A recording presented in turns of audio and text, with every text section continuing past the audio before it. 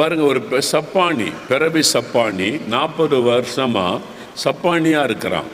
அவனை கொண்டு வந்து நடக்க முடியாத சப்பானியை 4 பேர் தூக்கிட்டு வந்து சர்ச்சுக்கு முன்னால், தேவாலயத்துக்கு முன்னால் வச்சிருவாங்க.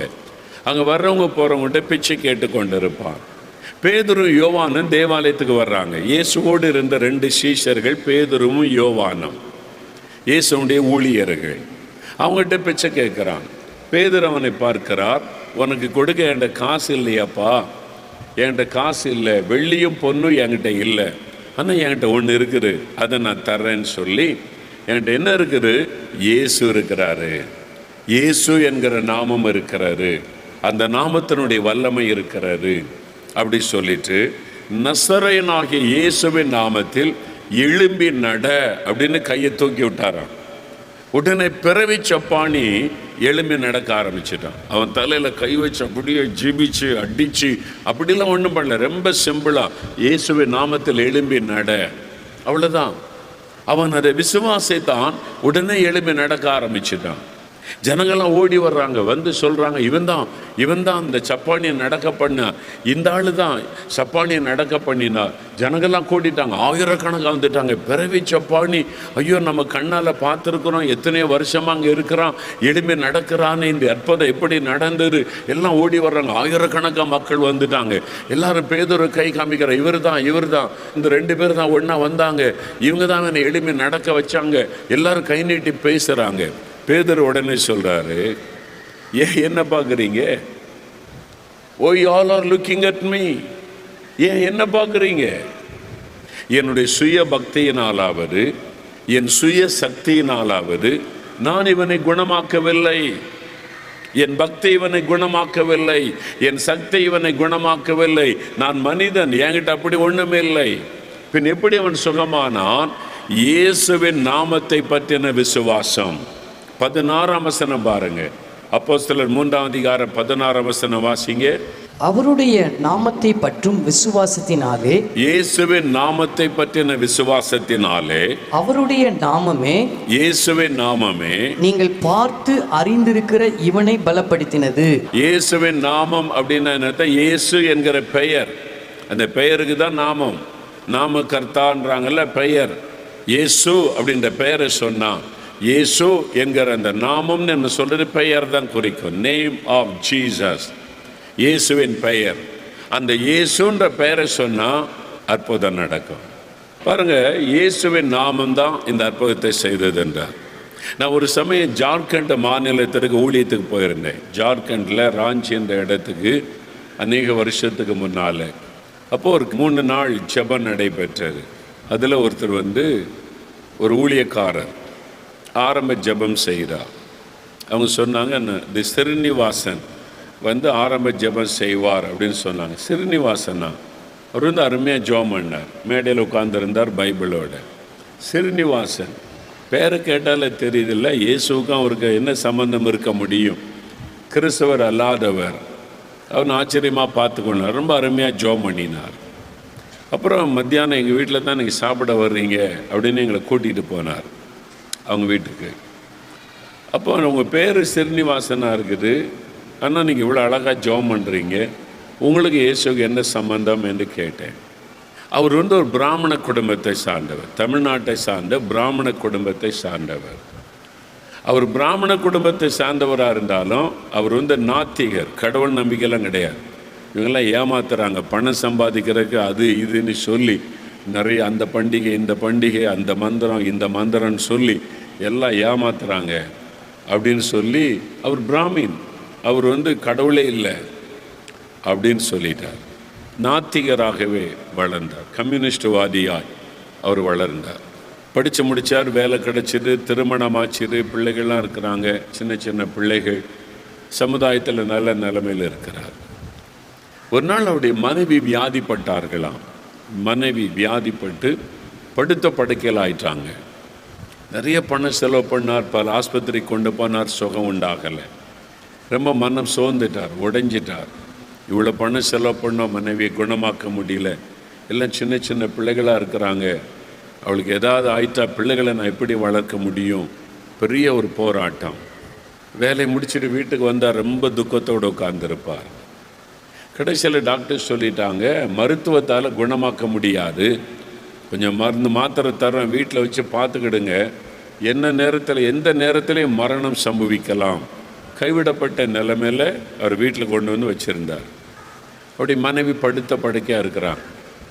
ஒரு நாள் வேலை முடிச்சுட்டு சாயங்காலம் வந்தவர் தனியாக அந்த மனைவியனுடைய படுக்கை பக்கத்தில் உட்கார்ந்து பேச்சு மூச்சு இல்லாமல் கிடக்கிற மனைவியை பார்த்தார். ரொம்ப துக்கப்பட்டு அழுதார். ஐயோ, என் மனைவி செத்துட்டா, என் பிள்ளைகளுடைய நிலைமை என்ன? அதை நினச்ச உடனே அவருக்கு அழுகா அந்த அழுதுகிட்டே அந்த கண்ணீர் விட்டு அப்படியே உட்கார்ந்துருந்தார். அப்படி அழுது கொண்டு இருக்கும்போது திடீர்னு ஒரு சத்தம் கேட்டார்.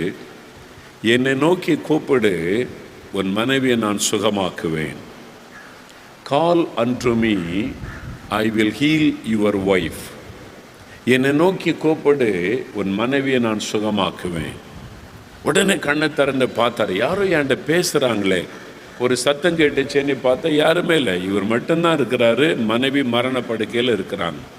என்னுடைய மன பிரமையாக இருக்கும் போல அப்படின்னு சொல்லிட்டு மறுபடியும் அப்படியே மனைவியை குறித்து நினைத்து வருத்தத்தோடு உட்கார்ந்திருந்தார். மறுபடியும் அந்த குரல் கேட்கிறாரு, என் நாமத்தை சொல்லி கூப்பிடு, என் பெயரை சொல்லி கூப்பிடு, நான் இயேசு, என் பெயரை சொல்லி கூப்பிடு, உன் மனைவியை நான் குணமாக்குவேன். ரெண்டாவது முறை என்ற குரல் கேட்டார்.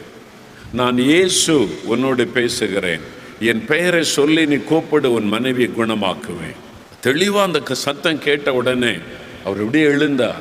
இயேசுன்ற பெயரை சொல்லி கூப்பிட்டா என் மனைவிக்கு சுகமாயிருன்ற ஒரு சத்தம் கேட்குது. அது இயேசுதான் என்னோடு பேசுகிறேன்னு சொல்லுகிறாரே, நான் கூப்பிட்டு பார்க்கலாம். நீ படுக்க அருகில முழங்கால் படியிட்டா. கடவுளே இல்லைன்னு சொல்லி கொண்டிருந்த ஸ்ரீனிவாசன் தன் வாழ்க்கையில் முதல் படுக்க அருகில முழங்கால் படியிட்டு, இயேசுவே என் மனைவி குணமாக்கும், இயேசுவே என் மனைவிக்கு சுகம் தாரும், அந்த பெயரை சொல்லி கூப்பிட்டார். இயேசுன்ற பெயரை சொல்லி கூப்பிட்டார். அடுத்த நிமிஷம் ஆண்டவுடைய வல்லமையுடைய மனைவியுடைய சரீரத்தில் இறங்கினார். மரண படுக்கையில் இருந்தவர்கள் உயிர் பெற்று எழும்பினார்கள். அல்லேலூயா. அவர் அதிர்ந்து போனார். இப்படி ஒரு அற்புதம் செய்கிற ஒரு ஆண்டவர் இருக்கிறாரா? இயேசுன்ற நாமத்தை சொன்னா இவ்வளவு பெரிய வல்லமை இருக்கிறா? அவருடைய மனைவி உயிர் பெற்று எழும்பினாங்க. நான் அவருடைய வீட்டுக்கு போயிருந்தேன். இப்போ அவருடைய பிள்ளைகளாக வாலிபர்களாக இருந்தாங்க. அவர் சொன்னார், என் மனைவி பிரதர் இத்தனை வருஷமாக உயிரோடு இருக்கிறாங்க, அவங்க தான் சமைச்சு எங்களுக்கெல்லாம் பரிமாறினாங்க, என்னைக்கோ செத்து போயிருக்கணும், இயேசுன்ற நாமத்தை சொல்லி கூப்பிட்டதுனால இந்த அற்புதம் நடைபெற்றது.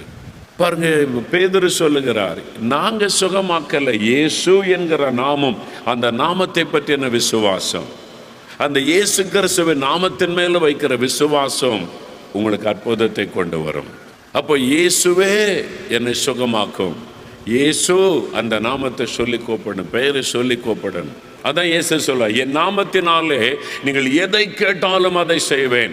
பாவ மன்னிப்பு இயேசுவின் நாமத்தினாலே, வியாதிலிருந்து சுகம் இயேசுவின் நாமத்தினாலே, பிசாசிலிருந்து விடுதலை இயேசுவின் நாமத்தினாலே. எதை கேட்டாலும் நான், என்ன அற்புதம், குழந்தை வேணும், திருமணம் நடக்கணும், கடன் பிரச்சனை மாறணும், இயேசுவின் நாமத்தினாலே என் கடன் பிரச்சனை எல்லாம் மாறணும், இயேசுவின் நாமத்தினாலே இந்த திருமண காரியம் நடக்கணும், இயேசுவின் நாமத்தினாலே இந்த தடைகள் விலகணும், இயேசுவின் நாமத்தினாலே என் பிள்ளைகள் நல்லா படிக்கணும், இயேசுவின் நாமத்தினாலே கற்பத்தின் கனி உண்டாகணும், இயேசுவின் நாமத்தினாலே இந்த ஆசீர்வாதம் என் குடும்பத்துக்கு வேணும். அந்த நாமத்தை, பெயரை சொல்லி சொல்லி சொல்லி ஜெபிச்சு பாருங்க, அற்புதம் நடக்கும். அந்த பெயரை சொன்னால் அற்புதம் நடக்குது, விடுதலை கிடைக்குது. அதுதான் அப்படின்னு சொல்கிறீங்களே, என்ன அப்படி விசேஷம் அப்படின்னா, அதான் நான் உங்களுக்கு விளக்கி சொன்னேன். இந்த உலகத்தில் மனுக்குலத்திற்காக, மனிதர்களுக்காக தன்னை பலியாய் கொடுத்து ரத்தம் சிந்தி மரித்து உயிர்த்தெழுந்த ஒரே ஒருவர் இயேசு தான். அல்லேலூயா. அதனால தான் அந்த பெயரை சொன்னாலே அற்புதம் நடக்கும். அந்த பெயரை சொல்லணும், இயேசுன்ற பெயரை சொல்லணும்.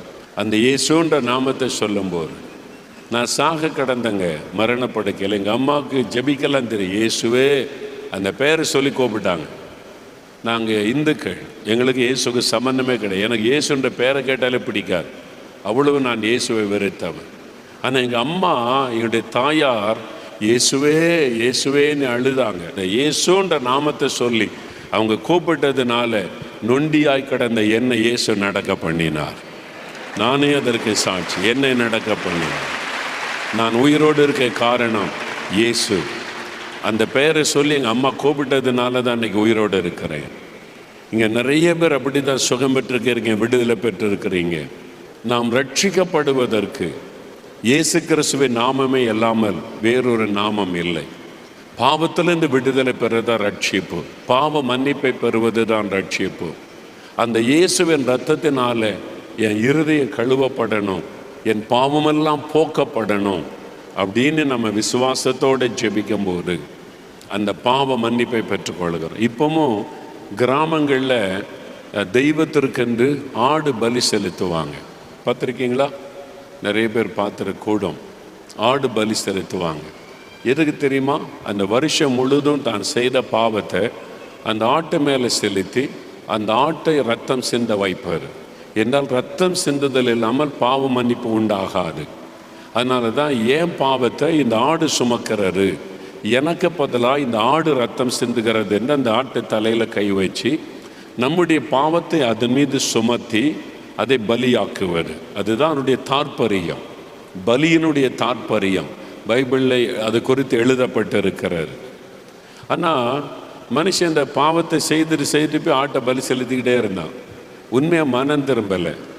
அதனால தான் ஆண்டவர் ஒரே பலியாக தன்னுடைய குமாரனாகிய இயேசுவை இந்த உலகத்திற்கு அனுப்பி, இதோ உலகத்தின் பாவத்தை சுமந்து தீர்க்கிற தேவ ஆட்டுக்குட்டி என்று இயேசுவை பற்றி சொல்லப்பட்டார்.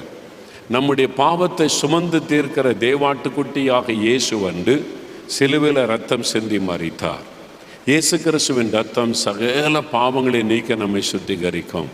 எல்லாரும் கண்களை மூடுங்க. ஒரு 2 நிமிடம் அப்படியே கண்களை மூடி, என் பாவம் மன்னிக்கப்பட்டு விட்டதா? இந்த பாவத்தின் பாரத்திலிருந்து நான் விடுதலை பெற்று விட்டேனா?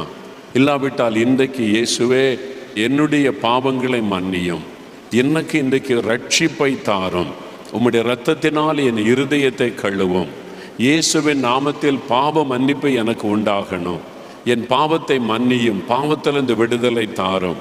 என்கிட்ட குடிப்பழக்கம் இருக்குது, போதை வஸ்துகள் இருக்குது, கோபம் இருக்குது, எரிச்சல் இருக்கிறது, பகைகள் இருக்கிறது, வைராக்கியம் இருக்கிறது, என்கிட்ட இந்த பாவ சுபாவம் இருக்கிறது. இயேசுவே என்னை மன்னியும். ஆண்டவரிடத்தில் சொல்லுங்க, இயேசுவே உம்முடைய இரத்தத்தினால் என் இருதயத்தை கழுவும். சொல்லுங்க, இயேசுவே உம்முடைய இரத்தம் என்னை கழுவட்டும். இயேசுவே என் பாவங்களை எனக்கு மன்னியும். தன் பாவத்தை மறைக்கிறவன் வாழ்வடைய மாட்டான், அறிக்கை செய்து விட்டு விடுகிறவன் இரக்கம் பெறுவான் என்ற வார்த்தையின்படி இயேசுடைய இரத்தம் உங்களை கழுவுகிறாரு. அவர் உங்களுக்கு இறங்குகிறார். Thank you Lord. தகப்பனே, யார் யார் இருதயத்தில் கை வைத்து இயேசுவே என் பாவத்தை மன்னியும், எனக்கு பாவ மன்னிப்பை தாரும், விடுதலை தாரும் என்று ஜெபிக்கிறார்களோ ஒவ்வொருடைய உள்ளத்திலும் பாவ மன்னிப்பின் சந்தோஷம் உண்டாகட்டும். அந்த பாவத்தின் பாரம் விலகட்டும். உம்முடைய இரத்தம் அவருடைய இருதயத்தை கழுவட்டும்.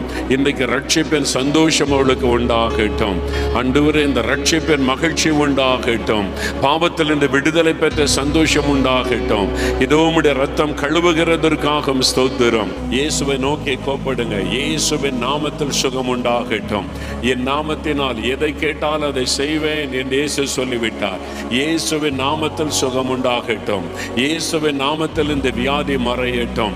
இயேசுவின் நாமத்தில் இந்த கட்டி மறையட்டும்.